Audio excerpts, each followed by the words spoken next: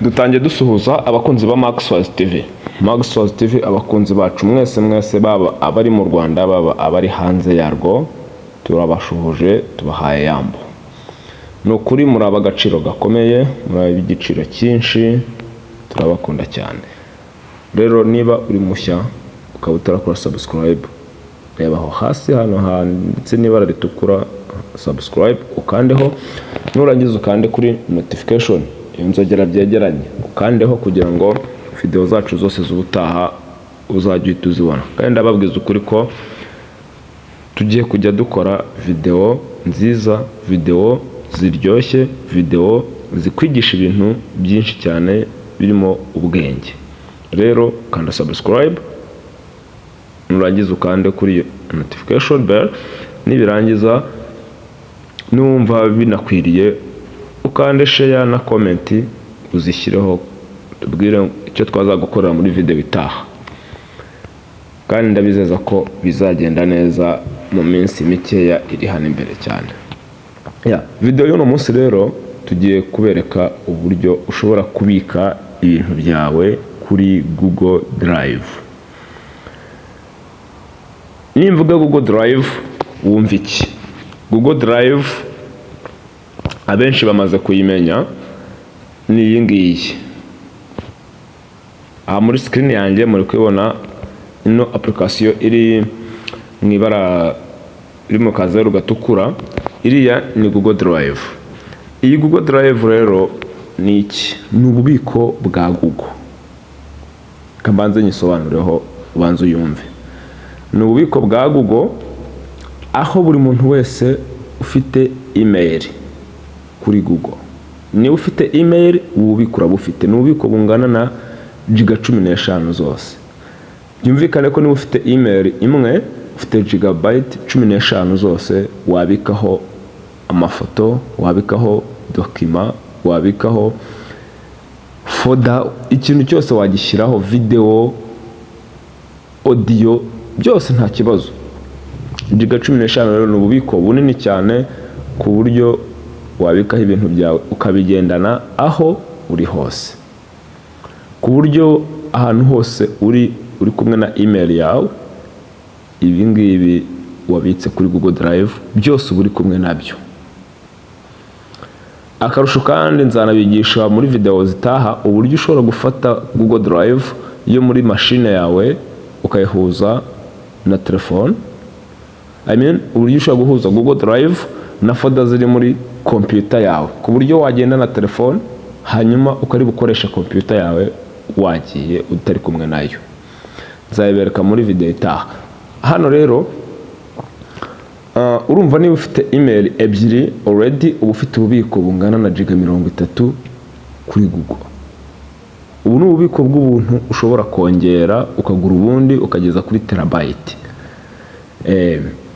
Nimba ufite email rero kuri Google, reka ntangire nkwereka uburyo ushobora kubika ibintu byawe kuri Google Drive. Ngira ngo amaze gusobanukirwa icyo Google Drive ari cyo. Rero niba muri telefone yawe ufitemo iyi application, gerageza uyifungure. Application mvuga ni iyi ngiyi. Yanditseho Drive. Yikandeho uyifungure. Ukifungura uraza hagati haza screen imeze gutya kubera ko nta kintu na kimwe urabikaho. Nimba nta kintu na kimwe urabikaho rero ubwo bivuze yuko ukeneye kubikaho ibintu byawe kuri My Drive. Urahabona? Niba ugiye kuri My Drive hara niho hari ibintu byawe. Ahangaha naho uri kubona ko ni ikimenyetso cya ya Drive n'ubundi kirakwereka ko nta fayiro ihari. Urahabona? Nta fayiro ihari. Niba dukeneye kuba twashyiraho dukeneye gushyiraho fayiro nshyashya, dukeneye gushyiraho indirimbo, ifoto, dukeneye gushyiraho wenda audio cyangwa se ikindi kintu tugiye kwa uploadingaho hariya, turabigenza gute? Uraza ahangaha handitse add new. Yego, hano hari add new, ikimenyetso cyo guteranya new, urakandaho hariya. Nukandaho biragenda bite?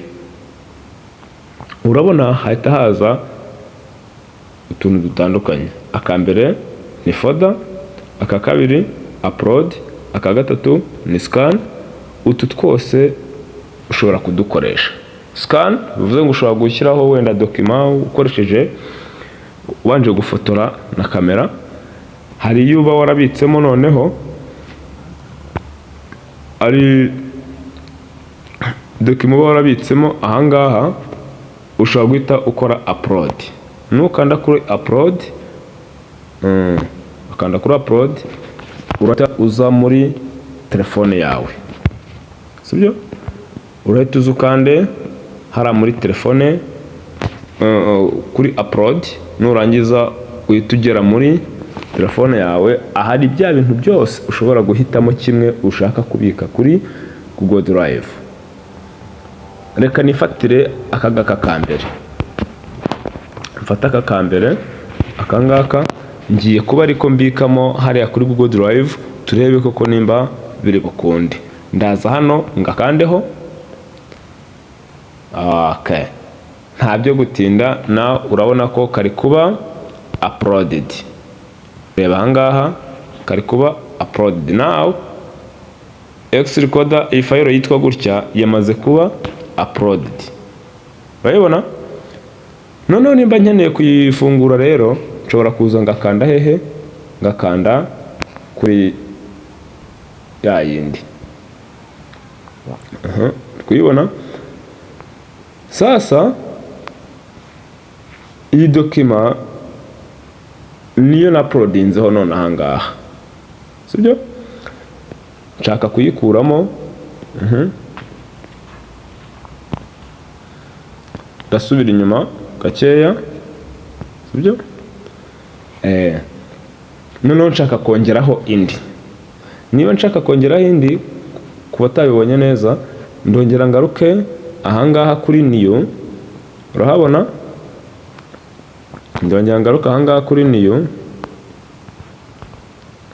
nongere nkandeho. Nimara gukanda kuri new, harahita haza upload, wahabonye, ukande kuri upload, hahita haza biriya. Hanyuma nibirangira reka wenda nshyiremo iya gatatu, presentation. Okay, file iri kuba uploaded. Reba hara hejuru, file iri kuba uploaded. Nibirangira uraza kubona uko bigenda. Wow, urabona ko yamaze kugeraho tayari. Ukeneye kuyifungura rero, ukeneye kuyifungura, urakandaho, hanyuma nirangiza ifunguke. Yego, irimo irafunguka, urimo urayibona.